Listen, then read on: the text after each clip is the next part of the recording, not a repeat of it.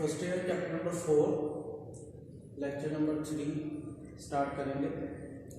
Smart syllabus के according ही हम चल रहे हैं। टॉपिक का टाइटल है work done by gravitational field. Field बेटा एक एरिया, पोर्शन, रीजन, इलाका आप कह सकते हैं। ग्रेविटेशनल फील्ड क्या होगा कि ज़मीन के इर्द गिर्द एक ऐसा एरिया, एक वो रीजन जहाँ तक ज़मीन किसी भी बॉडी के ऊपर ग्रेविटेशनल फोर्स अपनी अप्लाई करे, जहाँ तक ज़मीन की ग्रेविटेशनल फोर्स किसी बॉडी के ऊपर एक्ट करे, वो फील्ड या वो एरिया जो है वो कहलाएगा ग्रेविटेशनल फील्ड। तो डेफिनेशन कैसे करेंगे? The space around the earth in which it's gravitational force acts on a body is called gravitational field. आप टेक्स्ट बुक की बात करें तो आपकी बुक का पेज नंबर 80 और 81 है, जहाँ पर ये टॉपिक लिखा हुआ है। टॉपिक आपने इसी सीक्वेंस में लिखना है, पेपर में डेफिनेशन से स्टार्ट करना है। बुक में डेफिनेशन एंड पे लिखी हुई है। पहले आप ग्रेविटेशनल फील्ड की डेफिनेशन यहाँ लिखेंगे, उसके बाद हम इसको प्रूव करेंगे। हमने work done by constant force and work done by variable force ये फाइंड आउट करना सीख लिया है। उसी दो टेक्निक्स को अप्लाई करते हुए अब हम यहाँ पे mathematically and graphically work done find out करेंगे इन ग्रेविटेशनल फील्ड। मतलब कि ज़मीन की फील्ड के अंदर कोई ऑब्जेक्ट है जिसका मास है m, उसको आप ये ज़मीन की सरफेस मान लें। अर्थ की सरफेस उठा के हम इसको लेकर गए हैं किसी हाइट h तक। जाहिर है आपने जब इसके ऊपर फोर्स लगाई है और उस बॉडी ने डिस्प्लेसमेंट कवर की है h, हमने इसके ऊपर कोई ना कोई वर्क किया है। हमने वो वर्क फाइंड आउट करना है जो ग्रेविटेशनल फील्ड ने किया है, या in other words gravitational force ने इसके ऊपर कितना वर्क किया है। उसके लिए हम क्या करते हैं, बॉडी जो है पॉइंट ए से पॉइंट बी तक मूव करके गई और वो वर्टिकल डिस्प्लेसमेंट हाइट h उसने कवर की। तो अब हम देखेंगे कि कितना वर्क डन होगा। इसके लिए हमने अपने पूरे इस ग्राफ को 3 हिस्सों में डिवाइड किया, 3 रास्तों में डिवाइड किया। हम ए से बी तक बॉडी को लेके जाने के लिए 3 तरह की 3 चॉइसेस हमारे पास हैं। या तो आप पाथ 1 से लेकर जाएं ए से डी तक और फिर डी से बी तक, या आप ए से सी तक लेके जाएं फिर सी से बी तक ले जाएं पाथ 2, या डायरेक्टली ए से बी तक अलोंग दिस कर्व पाथ हम इस बॉडी को लेके जा सकते हैं। हम अलग अलग तीनों पाथ का वर्क डन फाइंड आउट करेंगे। सबसे पहले work done in path 1। Path 1 कौन सा है? A D B. Work done in path A D B, और वो किसके बराबर होगा? ए से डी तक किए जाने वाला वर्क और डी से बी तक किए जाने वाला वर्क। सो क्या लिखा? Work done in path 1 A D B is equal to work A D के अलोंग प्लस वर्क डी से बी के अलोंग। वर्क का फार्मूला हमें पता है एफ डी कॉस थीटा। आप गौर करें, अगर ए से डी तक बॉडी जा रही है उस वक्त बॉडी की डिस्प्लेसमेंट यूं है ए से डी की तरफ, ये मैंने शो किया है। डिस्प्लेसमेंट जो है वो ऐसे है, लेकिन इस वक्त जो ग्रेविटेशनल फोर्स क्या है? वेट है। ग्रेविटेशनल फोर्स को हम क्या कहते हैं? वेट है बॉडी का। वेट हमेशा वर्टिकली डाउनवर्ड एक्ट करता है। तो हमारे पास यहाँ पे जो फोर्स है W is equal to mg के बराबर होगी, वेट के बराबर होगी। ये दोनों वेक्टर्स इस वक्त आपस में म्यूचुअली परपेंडिकुलर हैं। परपेंडिकुलर होने का मतलब इनके दरमियान में 90 डिग्री का एंगल है। लिहाजा ए से डी तक जब हमने एंगल पुट किया तो cos 90 प्लस डी से बी तक जब हम बॉडी को लेकर जा रहे हैं तो ये यहाँ गौर करें, डिस्प्लेसमेंट अपवर्ड्स, डिस्प्लेसमेंट ऊपर की जाने और वेट जो है वो डाउनवर्ड है। तो एंटी पैरेलल होने की वजह से इन दोनों के दरमियान में एंगल आ गया 180 डिग्री। सो यहाँ पे थीटा की जगह पे मैंने 180 डिग्री पुट किया।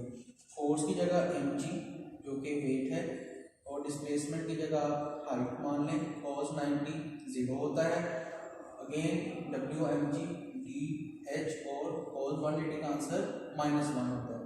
0 से मल्टीप्लाई होने के बाद ये फैक्टर 0 हो गया, प्लस माइनस mg h हमारे पास इक्वेशन नंबर 1 आ गई। यानी कि अगर आप ये वाला रास्ता अख्तियार करें पाथ 1 ए से डी और फिर डी से बी, तब हम इस बॉडी के ऊपर कितना वर्क कर रहे हैं, मतलब ग्रेविटेशनल फील्ड, ग्रेविटेशनल फोर्स कितना वर्क कर रही है, -mgh। सेकंड चॉइस हमारे पास क्या है कि हम बॉडी को ACB के अलोंग, पाथ नंबर 2 के अलोंग मूव करवा सकते हैं। अब हम उसका वर्क निकालेंगे ACB, क्या होगा, WAC प्लस WCB, A से C तक और C से B तक। यहाँ पर भी आप देख सकते हैं A से C तक जब हम बॉडी को लेके जाएंगे तब यहाँ पे एंगल कितना बनेगा, 180 डिग्री। यही वाली पास यहाँ पे दोबारा अप्लाई होगी। A से C तक एंटी पैरेलल होने की वजह से थीटा 180 बनेगा, cos 180 पुट किया, और C से B तक जब आप मूव करवाएंगे बॉडी को तो 90 डिग्री बनेगा। कैसे कि बॉडी इधर को मूव कर रही है, डिस्प्लेसमेंट उसकी यूं है और वेट वर्टिकली डाउनवर्ड है, तो 90 डिग्री एंगल बन गया। तो cos 90 जीरो होता है, दोबारा ये जीरो हो गया, ये माइनस हो गया, हमारे पास -mgh वर्क आ गया। इक्वेशन नंबर 2 ACB के अलोंग वर्क, ये तो बहुत सिंपल है। अब आप देखिए पाथ 3, A से B तक आपने डायरेक्ट लेके जाना है बॉडी को, तो आप देखेंगे ये एक स्ट्रेट लाइन नहीं है, एक कर्व पाथ है। कर्व पाथ की वजह से हमने पिछले टॉपिक में work done by variable force सीखा है। क्या करते हैं हम, सारे रास्ते को छोटे छोटे पैचेस में, इंटरवल्स में, टुकड़ों में तकसीम करते हैं। यहाँ पे भी वही टेक्निक अप्लाई की। Delta y1, delta y2, delta y3 ये सारी डिस्प्लेसमेंट्स हैं। हमने छोटे छोटे डिस्प्लेसमेंट में अपने पूरे ग्राफ को, अपनी कर्व को डिवाइड कर लिया और बॉडी ने at the end point B तक पहुंचते पहुंचते vertical displacement height h cover की। लेकिन इसी रूल के अकॉर्डिंग हॉरिजॉन्टल पाथ, आप देखिए ये जो हॉरिजॉन्टल पाथ है ये वाला AD और CB, इसमें कोई वर्क नहीं था हुआ, यहाँ पर भी और यहाँ पर भी। यहाँ पे वर्क नहीं हुआ था, क्यों? क्योंकि यहाँ पे ये दोनों आपस में परपेंडिकुलर थे। मैंने क्या लिखा, there is no work done for horizontal steps. ये जो हॉरिजॉन्टल स्टेप्स हैं ये वाले, इनमें कोई वर्क नहीं होगा। क्यों नहीं होगा? बिकॉज mg वर्क वेट यानी कि फोर्स और डिस्प्लेसमेंट आपस में परपेंडिकुलर है इन स्टेप्स के लिए। सिर्फ वर्क डन किस कंडीशन में होगा, ये वर्टिकल डिस्प्लेसमेंट जिसको मैंने delta y1, delta y2, delta y3 सो और डेल्टा yn कहा हुआ, इनके लिए ये वर्क होगा।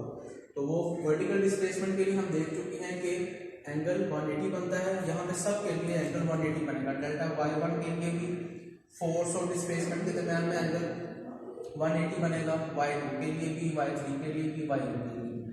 सो क्या आ गया, -mg, और टोटल वर्क अगर आपने निकालना है पॉइंट A से पॉइंट B तक, तो ये सारी डिस्प्लेसमेंट आपस में प्लस हो जाएगी। तो माइनस आपको पता चल गया क्यों आया, क्योंकि 180 एंगल था, cos 180 -1 के इक्वल होता है। अगर आप वर्क करें delta y1, delta y2, delta y3, इनको अगर आप प्लस कर लें, ये सारी छोटी छोटी डिस्प्लेसमेंट्स को प्लस कर लें, तो यहाँ तक पहुँचते पहुँचते हम क्या कहेंगे, बॉडी ने इतनी डिस्प्लेसमेंट कवर की है h, इसलिए इस सारी वैल्यू की जगह मैंने क्या पुट कर दिया, h। इक्वेशन नंबर 3 आ गई। अब गौर करें, इक्वेशन नंबर 1, 2 और 3 का आंसर सेम आया है। सेम आने का मतलब ये है कि बेशक आप पाथ 1 अडॉप्ट करें, बेशक पाथ 2 अडॉप्ट करें, बेशक पाथ 3 अडॉप्ट करें, हमें एक जैसा ही वर्क करना पड़ेगा इन द ग्रेविटेशनल फील्ड। तो ऐसा क्यों हुआ? कंक्लूजन मैंने लिखा, work done in earth gravitational field is independent of path followed. आप जो सा मर्जी रास्ता अख्तियार कर लें, वर्क डन जो है वो पाथ पे डिपेंड नहीं करता। इंडिपेंडेंट का मतलब वो उसके ऊपर डिपेंड नहीं करता। हम मैथमेटिकली प्रूव कर चुके हैं, तीनों रास्तों का जो वर्क है वो इक्वेशन 1, 2 और 3 के मुताबिक सेम आता है। तो ऐसी फील्ड जिसमें वर्क डन रास्ते पर, पाथ पर डिपेंड ना करता हो, उसको हम कंजर्वेटिव फील्ड कहते हैं। वो मैं आगे जाके आपको बताता हूँ।